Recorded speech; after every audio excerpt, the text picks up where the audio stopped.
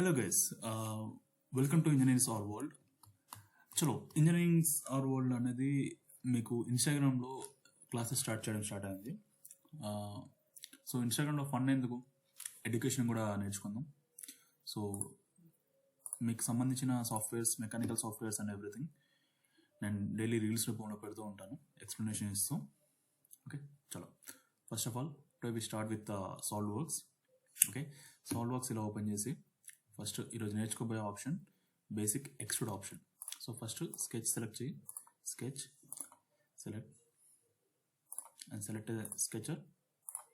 Okay, and dimensions ఇక్కడ ఉంటాయి, dimensions ఇచ్చేసి సో ఎంటర్ 200, ఇది ఒక 200. ఓకే, ఇది ఒకవేళ సిమెట్రిక్ పెట్టుకోవాలనుకుంటే you can mention dimensions from here to here, that is 100.